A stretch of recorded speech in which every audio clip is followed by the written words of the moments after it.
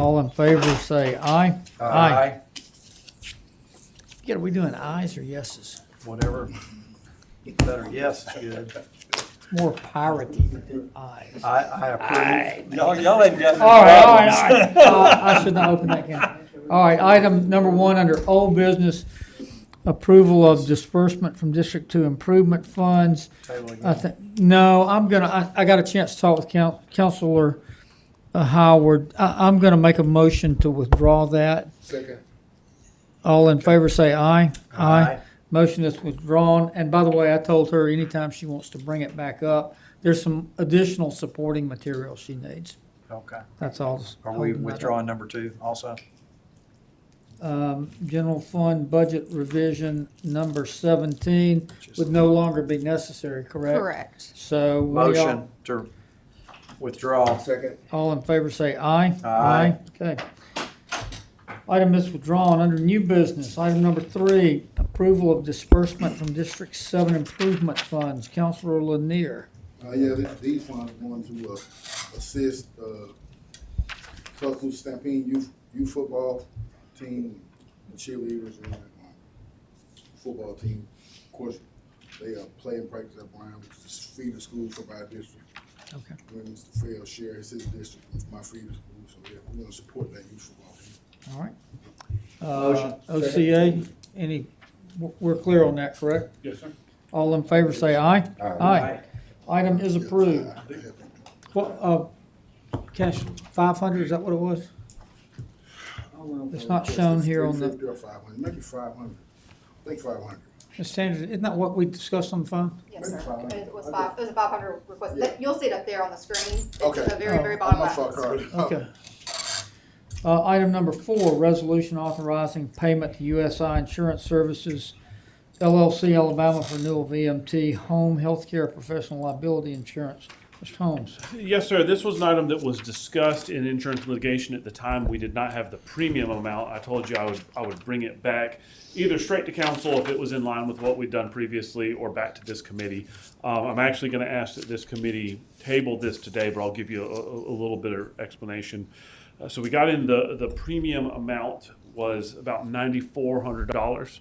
Last year is about $6,400. So that's a pretty 50% a pretty increase? substantial increase.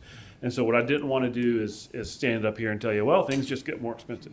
So we've been trying to run down what the increase is.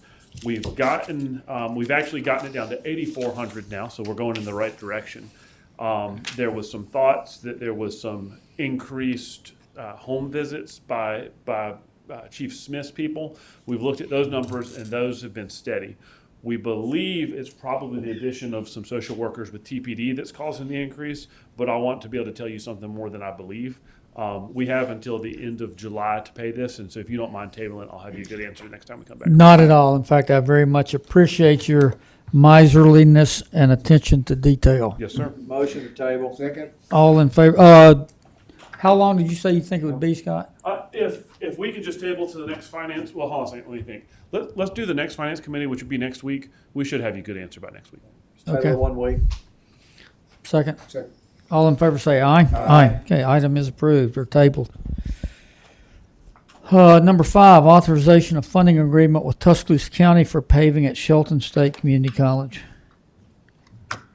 Yes, sir. This is the item that was brought forth for discussion in Projects Committee last week with Commissioner Nelson regarding providing them funding so that they may pave the road at Shelton State Community College. This is just the funding agreement to set out the parameters for payment to them.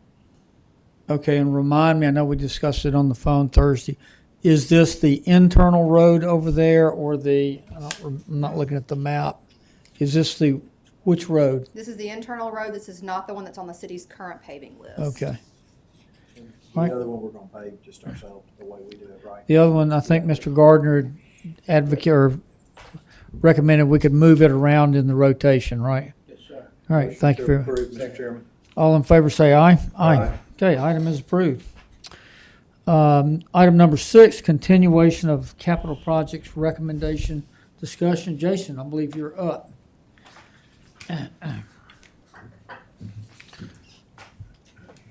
And I think you wanted $1 million for security, is that correct?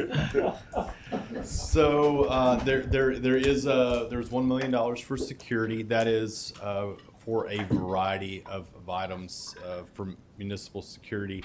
Upgrading of our current access control system, which is beginning to get a little long in the tooth. That's the door access and actuation systems citywide. And also, I believe that there's an effort for universal keying of doors, and see, there's another list of. It's these two. Yeah, for the 1 million for security. So security is this one up here. It's already Yeah. been done. Oh, that one's already been done. It's these two. Okay, Go sorry, ahead. I was speaking of the wrong thing, sir. Yes. So you're talking about the IT fiber and the IT network switches. Right, Is that I'm what sorry. we're? I was not So clear. apologies, No, I was not clear. Yes. So the IT network switches are life cycle replacement of citywide of all the IT network switches that all the computers and things plug into network. They've reached the end of their usable and updatable life. They actually met that a couple of years ago, but due to COVID, the vendor extended the usable life on these. It's given us a little bit of extra time to replace this one. So this is the second of this is round 2 of 3 of replacement of these. When you say the vendor extended the usable life, what is that? Does the vendor sitting there in Oz making it last longer, basically the amount of time that they choose to support okay. and give updates for both hardware failures and for security updates. Okay. Due to COVID, it became very difficult to get some of them up to like an 18-month lead time. So obviously they got a lot of gripes about that, and they pushed this forward, I believe, 3 years from their original time. Typically, the life cycle of this equipment is about a 7-year replacement. So these have been stretched to about 10. All right. And what was the second thing you mentioned? The IT fiber optic network expansion. This is to place underground our fiber optic network along Martin Luther King Boulevard, Along where? MLK. Okay. Most of that is on poles, and we prefer it to be underground. It's more resilient in the event of weather or someone hitting a pole or that sort of thing. There's been a significant amount of expansion of facilities along MLK in the last 10 years or so. That's right. And we need more resiliency for those areas. This is also for a loop that goes down Helen Keller Boulevard from Jack Warner Parkway to University Boulevard, connecting basically everything north of the river to our existing infrastructure. A lot of it now runs along and underneath where a majority of the bridge work and McFarland Boulevard expansion will be. This lets us move away from that and also gives us a redundant path to that. And then also in addition, this is to place the entirety of our fiber optic run down 15th Street between 359 and McFarland underground. That is also all on poles. And that is our Down 15th between 359 and McFarland. McFarland? Yes, sir. That is our major arterial, east and west arterial, and it is also above ground and has been there for a significant period of time. So this is to place it underground and add resiliency and in that area. So that's the three major projects in that. So those two together, Jason, total $950? Yes, sir. And Ms. Standridge, all $950 of that would be coming out of the GFRFFI? Yes, correct. Okay. Gentlemen, you have questions, comments?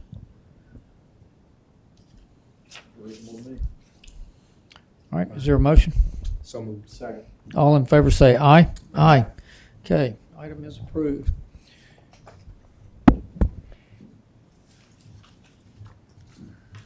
And I can continue, the listing of items that are still under consideration for the capital projects recommendation.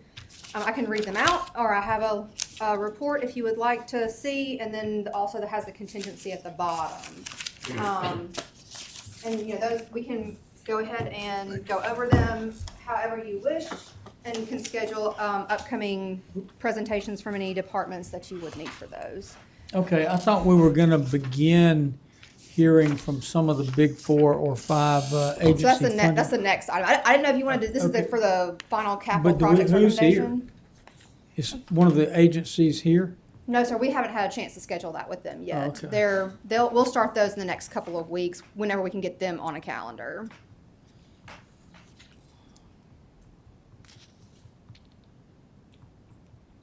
But the capital projects, items from the mayor's proposal that are still under consideration, Ash Street sidewalks for $500,000, the Facade Improvement Program for $300,000, neighborhood drainage of $500,000, Cypress Creek drainage of $175,000, Exit 73 floodway mitigation I thought we study. did the floodway mitigation, did we not? No, sir. And then that last Eastover drainage, really, a majority of them are drainage projects. Okay. So, we just did the fiber in the network. Yes, sir. I'm gonna ask on the facade improvement that we not do that today, because I want Ms. Howard here Yes, sir. to brief that. Neighborhood drainage. Cypress Creek Yeah, that drainage. facade improvement is not just for her district. It's for all of ours. 'Cause The what? The facade improvement, I agree, because I have some people that I've spoken to about the facade improvement as well. What is that doing for private businesses? It's for small businesses, like, small business owners that may need some help in improving their signages. And, I mean, I know that, for example, Jimmy Muffler Shop, Thomas Rib Shack, they're small businesses in my district I know Is of that can utilize it. Is it legal to do that for private companies? Yeah, we're doing it. It's a I mean, I didn't know, we may have facade. been doing it forever, I don't Yeah, know. yeah. Yes, we designed it, and Mr. Bobbitt's actually worked on this in the past. We designed it to make sure we utilize the public purpose behind it and removing blight and things like that. It can be a grant, it can be a low interest loan or no loan program. I mean, there's many different ways to craft it. Okay, I'm still, Mr. Chairman, what did we have, we did this before, what did we have? we did it in his district the amount? partially. Man, It was we through never- We CDBG. never started yet. We supposed to. I mean, as far as my Yeah, time. last year or the year before, I want to say it was probably about 300,000. Yeah, it was down Maybe the same Scotland. amount. I just don't remember. I remember I don't that. remember that. clearly. And it was in CDBG. No, we It was never- out of the grant program, yes, yeah, sir. We never used it.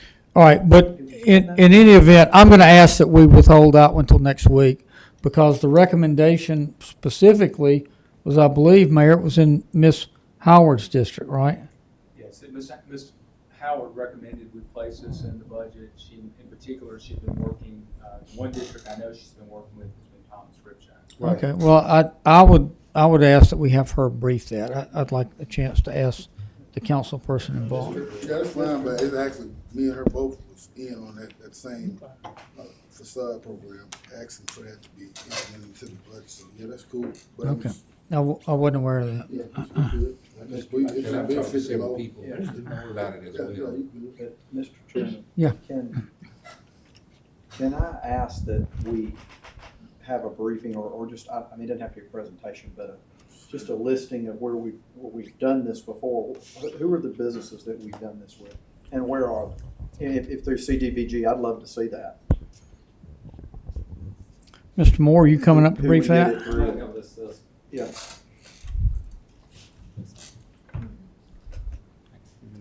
There you go, please.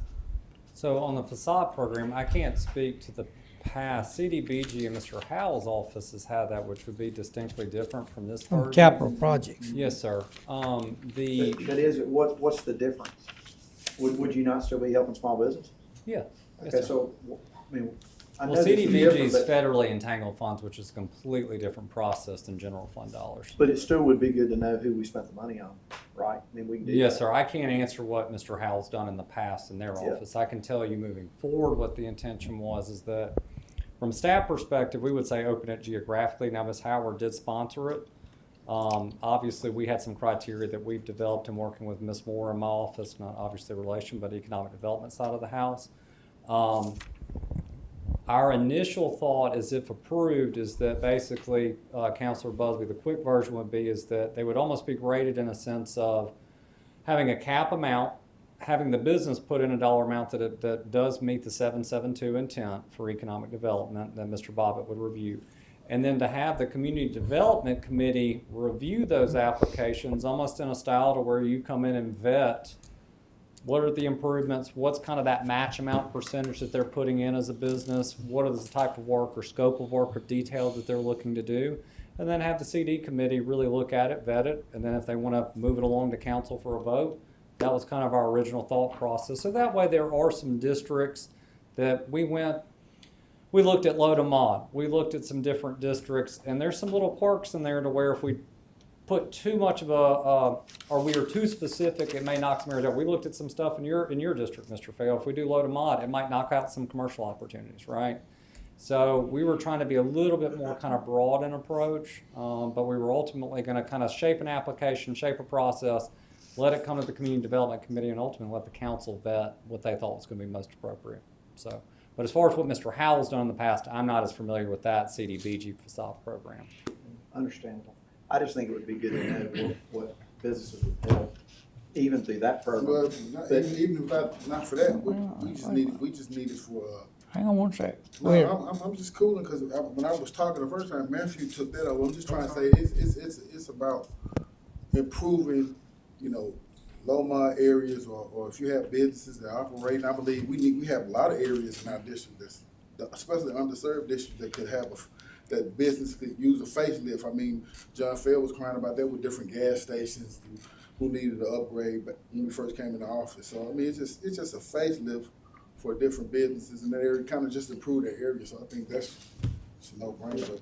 But we'll talk again when To Councilman Lanier's point, the good part is if you're gonna, it would be good to see what those criteria are, because if you're going to ask the business to kind of have a little skin in the game too, and then it's rated, I mean, I think that's the right way to go about that, because if these businesses need the help, it may totally reinvigorate a whole area.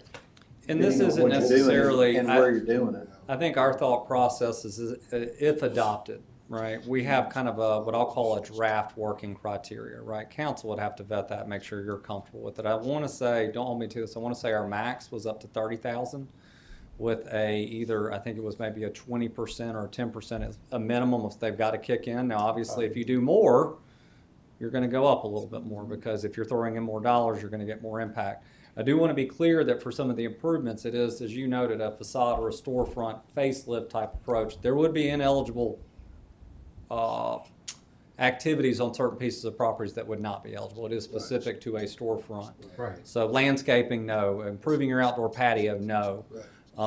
Maybe a new spelled out. awning, glass, cleaning up, painting, those kind of things, absolutely. Just That would be specifically spelled more. out up front. We have a very long list of criteria and things that are kind of in a draft format, but we don't want to jump too far ahead and develop that without this group's input. Our one thought process that we thought would be good from an applicant standpoint, from council, to address some of the questions and items you were bringing up, is if we get applications, they meet the general criteria, bring it back to the CD committee, much like an incentive package that we do in the finance presentation process. Let them come in, present the overview. What are they looking to put in? What work are they looking to do?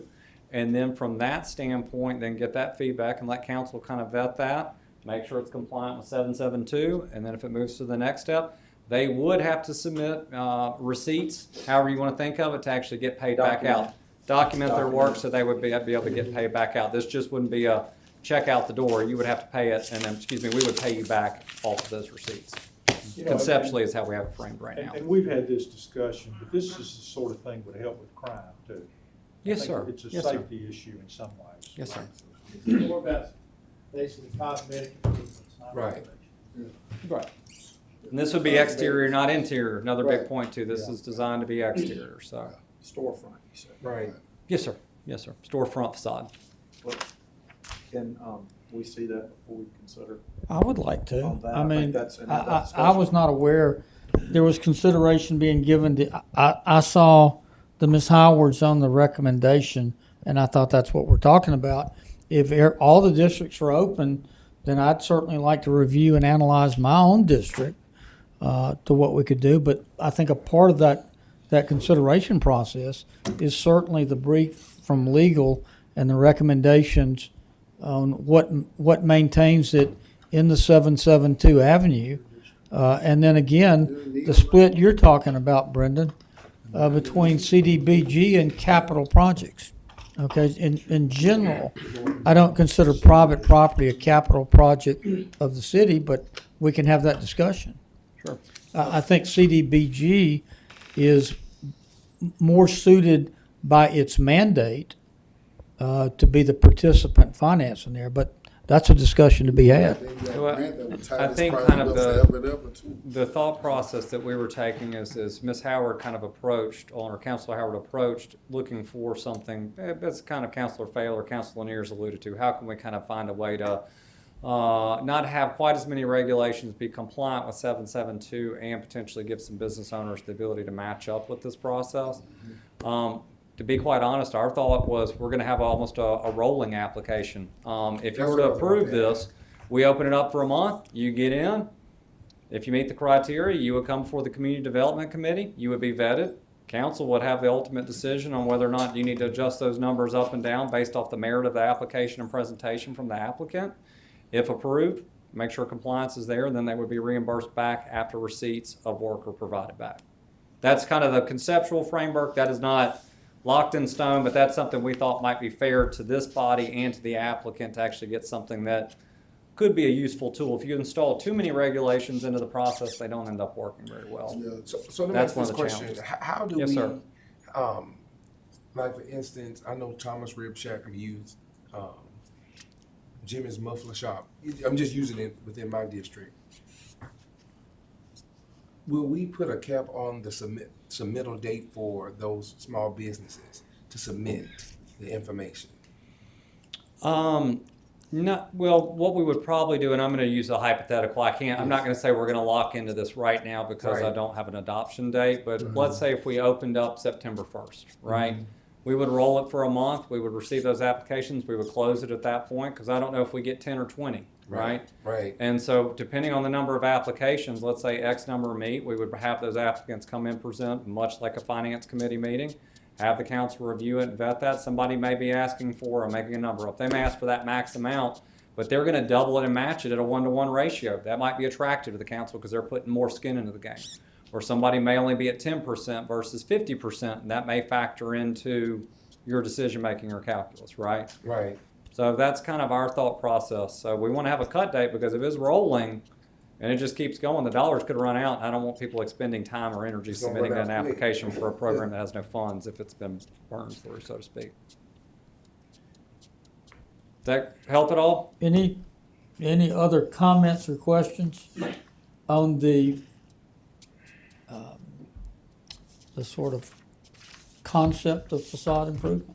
That helped me a lot, personally.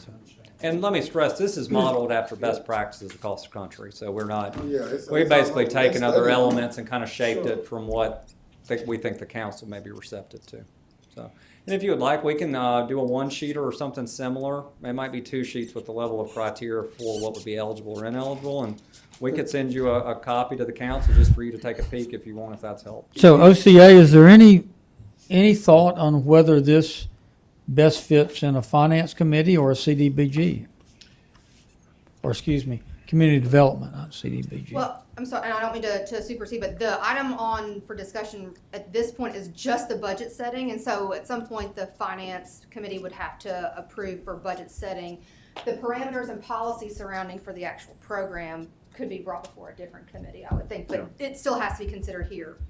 So just some point. the gross dollar amount to be allocated as available for facade improvement is what would be dealt with in here?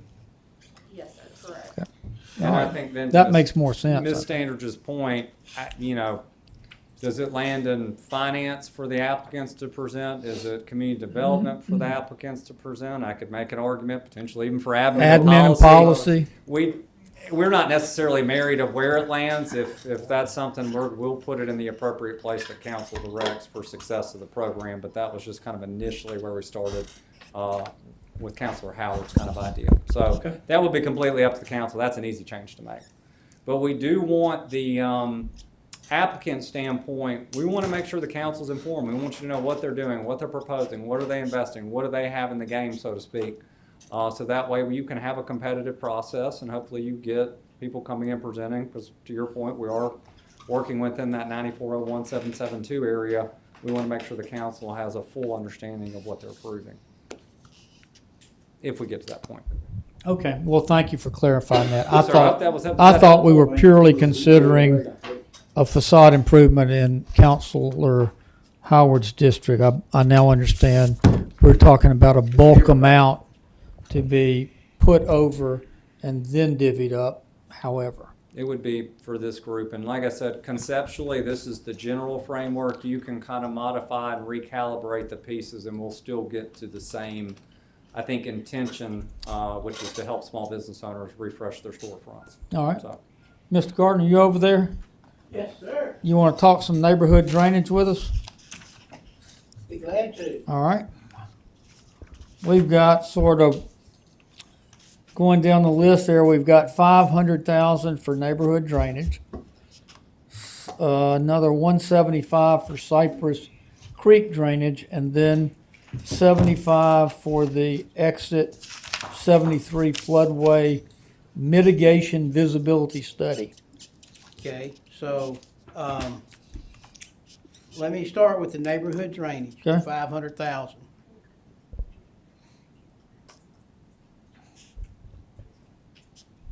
Okay. All right, so, that is money that gets put in a budget for us to do projects as they come, known. To give you an example, I think we're probably in about 2.5 years, we were given about $3.5 million, I think $3.4 million for neighborhood drainage. We have spent almost 1.6 of that. We have all but about 500,000 of it allocated to projects that are upcoming that we haven't gotten done yet. So we have shrunk that fund down to about $530,000. What's the holdup in getting the projects done? That's not a facetious question. Are these all projects that we sub out and we can't get, contractors, or are Not- these not all projects of we them. do ourselves? And Not all of them. I work closely with Selvin and his team to try to do as many of these that are within the scope of what his team is capable of doing, so that we are saving the taxpayers' dollars instead of taking them to bid to outside contractors. Of that 500 and something thousand, we have 4 projects that are under design that y'all have approved. We have one going to bid in about 2 weeks. And until I know what the contract construction cost on that one is, I don't want to take the other few to bid. So I don't want to run out of funds, is what I'm saying.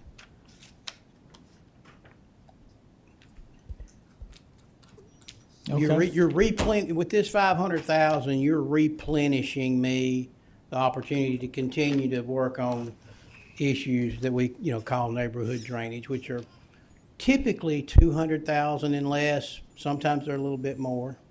Okay, I think this committee would certainly be open to doing more if it's needed. I'm happy to act now on what's been requested, but I plant that seed. I think Well- there's general agreement on the committee that neighborhood drainage is a priority when it's not working. So is there, gentlemen, any other questions or comments? So I'm telling you, you can come back to the well And I if certainly if the appreciate that. work and- being and that could done very well catches up with the money available. happen. Right, yes, sir. Thank you. Mr. Crowe, Mr. Wilson, any other questions, comments? I think Is there a we're doing motion? we don't get a lot of credit as a city of doing a good job of addressing a lot of these issues. There's a lot of issues when you've got the hundreds and thousands of miles of pipe laying all across the city. We try to prioritize what needs to be done, and I think Mike, in the meetings I always have with him, it's all across all districts, and whatever needs to be done, Mike and his team figure out a way to make it work, and I appreciate that And you know, very much. I agree with that. Even just yesterday, it may not be drainage, but we had busted pipes on MLK. And our staff, the city staff came out right on it and worked it out, fixed it. So I agree that, you know, we need to make sure that we make a real investment in neighborhood drainage. Okay, is there a motion on the $500,000 for neighborhood drainage? So moved. Second. All in favor say aye. Aye. All right. Item is approved. Mike, why don't you stay up there? Cypress Creek Drainage, 175. Okay, the location of this segment of Cypress Creek drainage begins, if you think Cypress Creek flows west and it parallels Skyland Boulevard on the south. So starting, I don't know, 200 or 300 feet west of where it goes under McFarland, there's a Motel 6, and then as it heads on west, you have commercial development that fronts Skyland that backs up to this, and then you have residential development, which is on the south side of this stream. This segment here was actually called Phase 8 in the plan that McGifford produced. I don't know, it's probably 7, 8 years old. It may be a little older than that. But what we have there is some erosion of the slopes that is beginning to be pretty close to a residential building. We are monitoring that, and what we are asking for here is the funds to go ahead and do the design. The design will get us an accurate cost estimate that we then will probably need to come back to you and ask for. And again, you know, watching the erosive effects of a storm event and what it does to the banks is going to dictate the priority for that. It's a priority now, if you ask me. It's Backing up into the, it is getting close. yeah, so. How So long this- do you think it would take to get this test in so we can do the study on it and then probably come back and only have to go to bid for it? I wish I was a little more prepared. No, you good, Mike. You can get over with me when you can, but I want to say that there was probably a 90-day design period in the engineer's proposal between authorizing him to go and them getting us plans and a cost estimate. Okay. Well, excuse me. Gentlemen, any other, go ahead. Whoa. Mr. Farrell, you had a question? Well, just, are you gonna do anything on the east side of McFarland on Cypress, or is it everything? No, this is beginning on the west side of McFarland Okay. and goes basically to Longview Drive, which is the That's first fine, I'm just road curious. that heads south up into Skyland Park. You had a question or comment? No questions, I was just gonna make a motion. Okay, go ahead. All in favor say aye. Aye. Okay, item is approved. See if we can knock out exit 73 floodway mitigation visibility study. Feasibility. Well, This is a it says feasibility. visibility. Well, I was that- kind of there's a curious what that typo was. here. There's a, that's It all could be the right. same. Okay.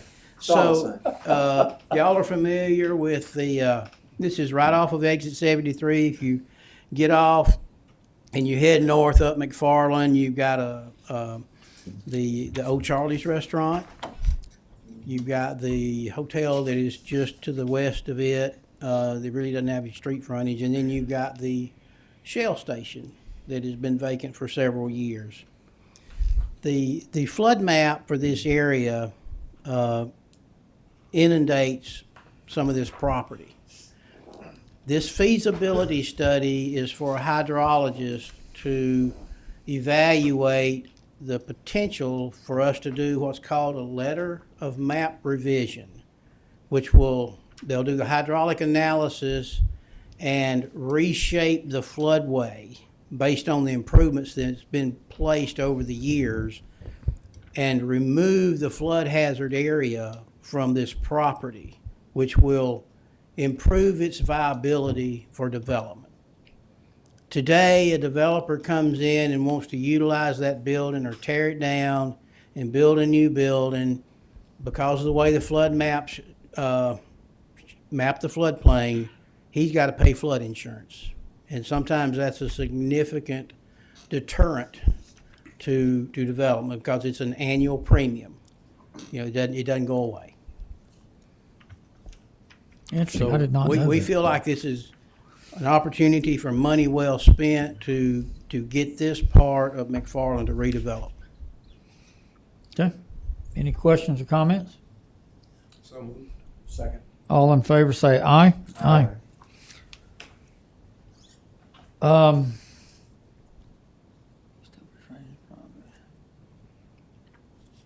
gonna ask that we hold Eastover Drainage Project and the facade improvement discussion till next week. I think we'll tackle them easily, but call it a wrap today.